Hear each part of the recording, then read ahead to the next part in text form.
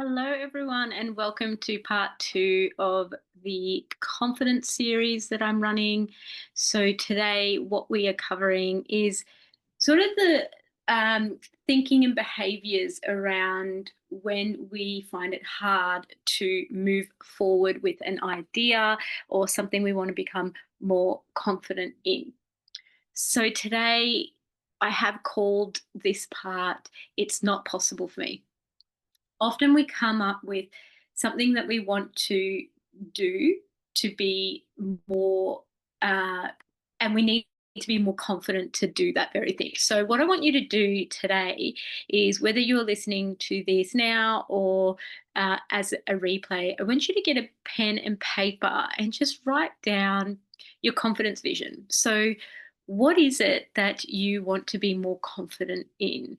And insert that goal. I want to be more confident to whatever it is so that I can insert desired outcome. Because generally, confidence, we want it for a reason. And I want you to, see what area of your life do you want to be more confident in? And then what is the outcome that you will get if you became more confident in that area? Now, often we have some ideas and we come up with this area of our life that we want to become more confident in. And then our thinking comes in and we start to feel as though it's not possible for us because that's what our thoughts come in and tell us. The story is I come up with ideas and they quickly disappear. It's not possible for me. What's the point? I've never done it before. It's not in my personality. I don't have to do things I don't want to do. So when we start to think this way in terms of a goal that we have, an area of our life we want to become more confident in, what is actually happening is it's a bottom up approach. So, on a physiological level, the idea of even moving forward with that goal, even thinking about the goal to become more confident in an area, is causing our physiology, so our autonomic nervous system, to go into a fear response. That is when these thought processes come in. So, what you can guarantee is if you're having these thought processes around something you want to become more confident in to get a different outcome, fear has come up in your body. And this is why we think in this way. Next week, I will be covering that area of fear and resistance that comes up and how you can move forward even when that comes in. This week, we're going to cover something different, but it's something I want to bring in now, knowing that we are going to cover it and that it's a fear response that are causing these thought processes. So, we're going to talk throughout this series I've talked about fear throughout it because it's generally fear that holds us back and what makes us make decisions that generally staying in our comfort, not moving forward to become more confident in something. We might self-sabotage where our protector comes in. We might procrastinate. We might push away that idea and forget that we even had it in the first place. We might try to bypass it and get a quick fix. So whatever it is, fear is coming in and causing us to either to not become as confident as we want to be in a certain area. So, what sort of behaviors happen when fear comes in? So, we've got this idea, this goal, we've got this reason why we want to become more confident in an area, this outcome we want, and then what happens with our behavior? Avoidance. Avoidance is a real common one. So, avoiding new experiences, opportunities, or challenges.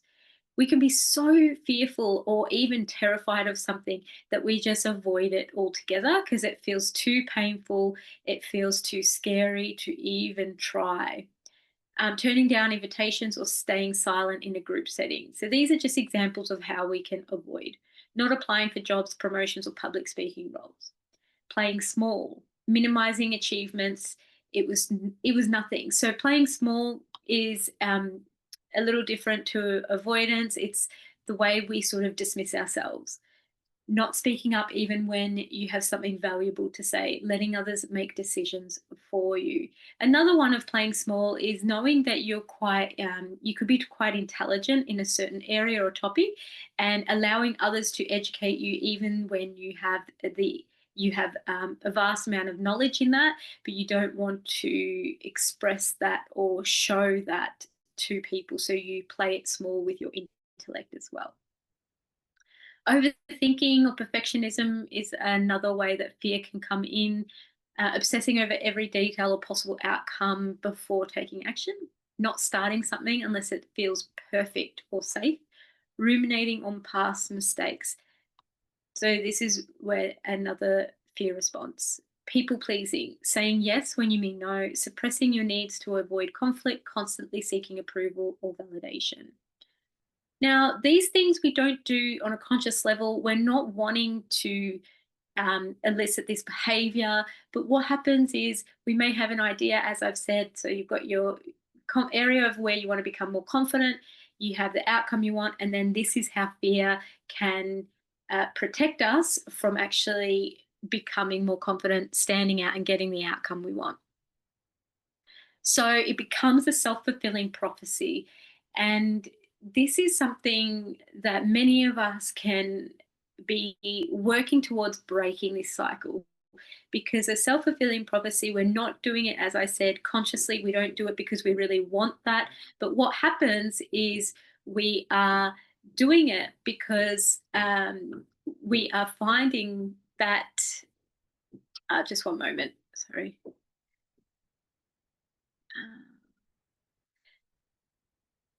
So we are finding that fear is taking over our decisions. So what happens is it becomes a self-fulfilling prophecy. So when we continue to get an outcome that we don't want, what that means is we are making the same decisions and we are not changing our behavior or thinking processes around it. And when we make these same decisions and utilizing the same behavior, what is happening is we are not actually, we are not, sorry, I'm losing my train of thought. We are not addressing the fear.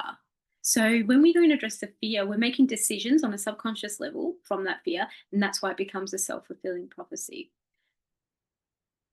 This is why it's important not to blame yourself in this, but what can break this cycle is self-awareness, reflection, and taking new action with new thought processes.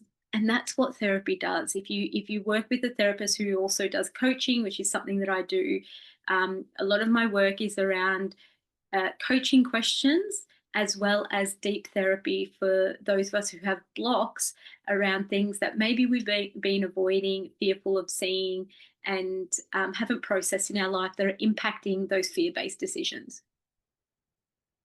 So these actions temporarily protect us from discomfort, but long-term they reinforce the belief that we're not capable or worthy. So that's just an example of beliefs that they can reinforce. They shrink our lives to match the size of our fear. So often, if we have that self-fulfilling prophecy, we continue to find things really difficult. We don't feel confident in an area. What happens is we will really shrink to that space. We'll feel stagnant. We can feel stuck in an area and find that we're not growing in the way that we truly want to grow. And we know that there's something more for us. We often know there's something more for us. So, how do I break the cycle or relationship? I think that was the wrong word that I put there. What I was meant to put is pattern. So, how do I break the cycle and pattern? But maybe we could say the relationship with self around this. So, how do we break this cycle and pattern? Now, there are many different ways to break it. Sometimes we do need intervention through therapy and coaching. And I would say most times we do. And that will be something that I speak into more next week, around how to work with deep-seated fear, where it almost feels terrifying. We get the shakes. We find it really hard to do something because we're terrified. We're scared of it. But there's also a scale where it's not that scary, but we find ourselves still maybe in a scarcity mindset, maybe in self-doubt, where it does have a pull on our decision decision making, and it does impact our decision making. So there's different scales of breaking this cycle. Today we're going to go on more of the lower scale of what you can start to do. So what we want to build is new way of thinking. The problem with this as well is that a lot of coaches and therapists and people can use reframing. Now, reframing doesn't work unless you believe what you're reframing or have some feelings that are attached to it. So if I say I'm very intelligent and I'm trying to reframe a part of me that believes that I'm dumb, if I say I'm very intelligent and I just feel nothing, that's not going to really support me. What I want to do is create evidence around this and create a feeling state where I know that I'm intelligent in a certain area. So what I could do is, if I get positive reinforcement at work around something that I did really well, I can say to myself, I knew I was really smart in that area. And the reinforcement that you get maybe from your manager, and then the reinforcement you get from yourself to really focus on what just happened and receive it, that's how you can reframe stuff, have a new way of thinking.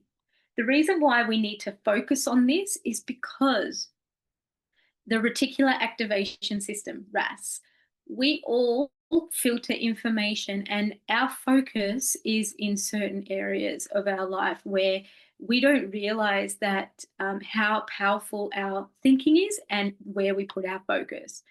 And so what we really need to do is consciously decide where we want our focus to be. And in order for us to do that, we need to understand. So RAS, the reticular activation system, first is you will know this is working when you buy a new car. So let's say I bought a new Mazda red and it's a Mazda 5 or something like that. I will see all these Mazda 5s and potentially all these red Mazda 5s, I don't know if they exist, out there in the world because I've got that in my focus. I've thought about it, I've bought a car like that, and now my mind has like this image and knows that it's going to stand out. Another way to do this is to say, I want you to look around the room and I don't want you to name the things that are red or to name the things that are green. And so what your mind will do is it will see everything that's red and green, because anytime we bring into our focus something, we will then see it, we will focus on it. And so the theory behind this is that in order for us to create new thought processes, we lean towards more of the negative. And many of us who have had negative reinforcement around our expression growing up will probably have a bit of this inner critic that comes up. So we might think quite negatively about ourselves. In order for us to shift that, we really need to bring conscious awareness and focus to the areas of our lives that we have strengths, that we have mastered or that we're working towards, that we get positive reinforcement from. So in order for us to do that, it requires us to consciously receive this information to reinforce and create evidence around our strengths, and to then be able to think differently about ourselves. Because when we are in fear and when we are feeling self-doubt or when we're feeling we're lacking confidence, our mind will go to all the insecurities in our life and we will ruminate on those. And it will not be focused on where we are strong and powerful. It will be really focused on the mistake we made at work, the thing that we said to that colleague where we felt weird about it later on. And we're ruminating on, like, maybe they think there's something wrong with me, or maybe I shouldn't have said that. That person that gave us some negative feedback. So our mind wants to really bring focus to that area. So we consciously have to and need to bring our focus to different areas. On the polyvagal theory and Deb Dana's work, this is called also glimmers. And so what we want to do is amplify these glimmers of gratitude, of positivity, of whatever it is. But to amplify that, we need to feel it first. So anytime you feel proud of yourself, happy with yourself, you can see your strengths, I highly recommend you to really amplify that feeling by focusing on it and bringing awareness to it. Ah, they've just given me great feedback about that. I'm going to sit in that feeling. What do I feel about that? I feel really happy that they could see me. And that's receiving. Okay, so a new way of behaving is next. Not in any order. This is just, you can bring this in. New way of behaving. So once we bring this reframing around our thinking, we also want to make different choices. We want to take different action.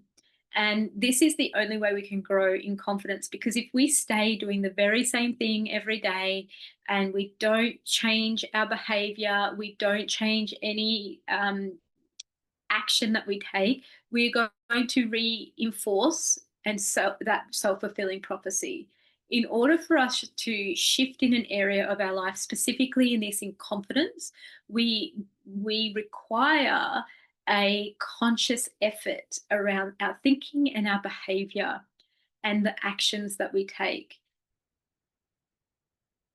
So, in order for us to get a different outcome, we need those two things as well. It's different thinking and behavior and action, and then we'll get a different outcome.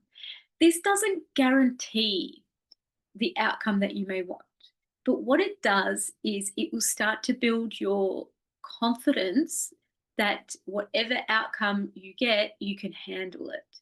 And also, if you are aware of your fear and being able to make decisions from a place of more of a grounded place, your decisions and behavior will be more aligned with where you want to be. So there will be less chaos. There will be less um, going from, there'll be less feeling terrible at the end if the outcome's not the way that you want. Doesn't mean we won't have those negative feelings, doesn't mean that we won't have a bit of pain and suffering, but what it means is that we'll get closer and closer to the very thing that we want.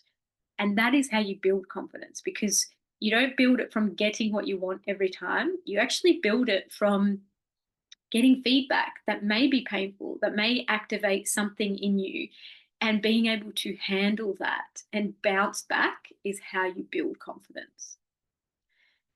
So this is where we reflect if the outcome isn't quite what we want. Maybe we have become quite activated from changing a behavior.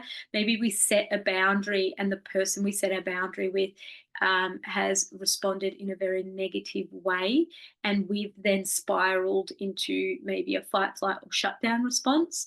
Then our ability to reflect on this situation and learn from it to then move forward and make a different decision, that's what will build your confidence, is to reflect on it from a place of non-judgment and observer. When I mean non-judgment, I don't mean you can't judge the situation, the other person, or yourself. What I actually mean by non-judgment is it's important that we observe the situation first. Judgment can be used in therapy, it can be used as a signal.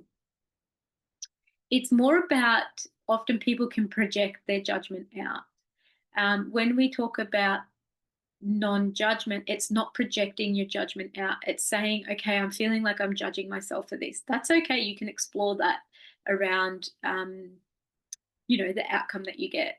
But it's more around knowing that you feel that judgment, but not believing that judgment. So observing it. So it's almost like the judgment is one thing that's happening, the fear is another thing, the self-doubt is another thing. I didn't get the outcome I wanted is a thought process, but up here is your observer, and it's observing all these experiences that you're having.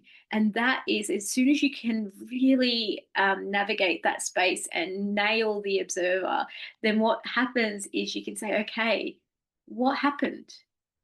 Where did where did I do something that wasn't in alignment, or was from a place of fear, or what could I shift in future? So it's not about analyzing yourself to make yourself feel terrible about the situation. It's more about, what have I learned from this and how can I go about it differently?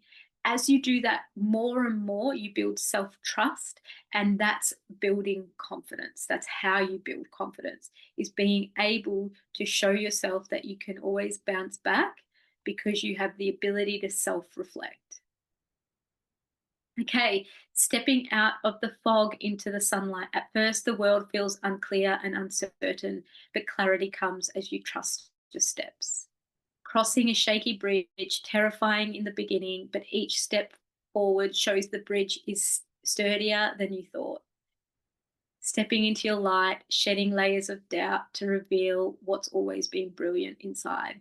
So, these are some things to think about around building your confidence, and knowing that it's not this straight line, that it is kind of this curve of, ups and downs, and taking the step forward and knowing that you can handle what comes your way. And it's all for the benefit of really sharing your brilliance.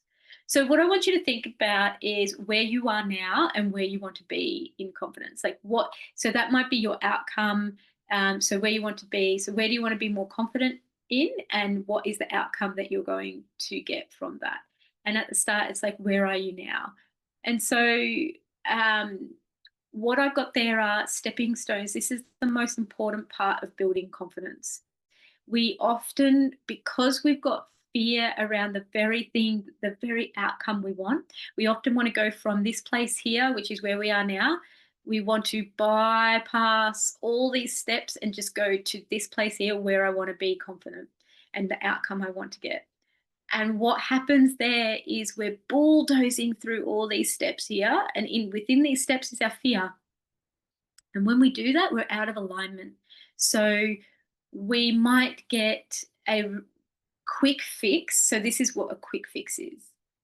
But the result won't be what we really wanted. And what that means is that it might create chaos, debt. It might create uh, getting further away from the very thing that you want. So then what happens when we try to bypass and jump to over here is we lose confidence in our decision making and in ourselves, because maybe we've invested a big chunk of money to get an outcome that we thought we could get by bypassing these small little steps. So we paid someone big amount of money and it didn't work out. So boom, we lose trust in our decision making. Maybe it's we jumped from over here and we set a boundary with someone that was really unsafe, and it caused us to go into a huge shutdown response because we were trying to control the outcome and to fix the situation as quick as possible. And then that traumatized us more. So again, we lose trust with our ability to express. So this is what bypassing is it going from here all the way over here with one decision, one step, thinking that that is the thing that will create more confidence and get the outcome that we want. But in reality, the only way to create true confidence is to take one step at a time and build the evidence and build ourselves up to be able to get to over here. What I mean by that is these little steps will build our confidence in different areas and create an environment, the people around us, and our skills will improve to get to over here.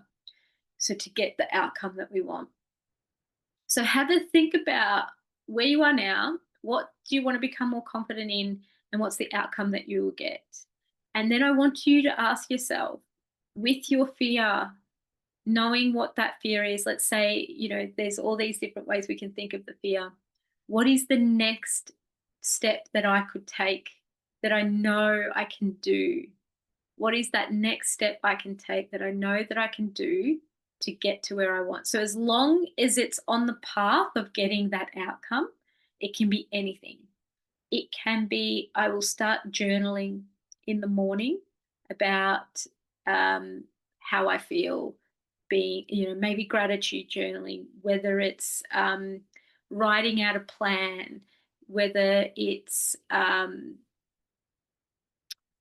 hiring someone to support you, whether it's getting the finances together to hire someone, whether it's even before that, it could be every day or once a week, I'm going to put time aside to work towards this. That could be all it is. And you sit down and you decide what that thing is. So just coming up with a small step that you can take, bringing it in consistently with structure. So it could be once a week, whatever feels right for you. You'll know whether it feels too much or whether it feels right. And the way you'll know that is I know that I can put time aside once a week. I'm going to put 2 hours aside once a week to put towards this outcome that I want and building my confidence. It feels light for me to do that. I can get that. I can definitely do that. Right. That's what you want to bring in. And I want you to bring that into your week consistently with structure. Okay, where can you start? Okay, so here's some more information around this. You could either, the way that we can build confidence is there's a couple of ways, there's a few different ways. I'm just going to give you two here. Everyone has something that they're good at. So, something, when I say something that you're good at, I want you to be able to enjoy it as well. So, something you're good at that you enjoy. You can build confidence in that area by mastering that further. So, you're already good at it, it brings you joy. And if you do it more and more, you know that you'll build in confidence, you'll grow in that area, and you'll start to master it. What this does is it gives you the evidence around, it gives you the evidence around your ability to grow in an area and master a skill, which then you can apply to doing the other thing that maybe you've never done before that terrifies you. You can apply those same emotional intelligence skills to the thing that you might be working towards to improve your confidence and to get the outcome that you want. So that's one way you can do it. The other way you can do it is start with something small towards the outcome you want with building your confidence. So start with something small, move towards it, the thing you want to build confidence in, and build from there. Create structure and consistency with this activity and track your progress. So that's the stepping stones that we'll stop talking about. Tracking your progress is super important because what that does is it creates the evidence to show you your growth and how you have the ability to grow at any age, at anywhere in your life. We all have the ability to grow a skill, to become, to evolve, to master something. So that is what I would suggest in that area. So next week, part 3, how to create a relationship with your fear to become more confident. And we'll be progressing that further with fear. As you know, fear has been coming along with us because it is fear that is stopping us from becoming more confident in a certain area, or taking a chance, or taking the leap, or stepping out of our comfort zone. So we're going to go further into that and finish off the series with how to create a relationship with your fear to become more confident. Thank you, and I will see you all next week.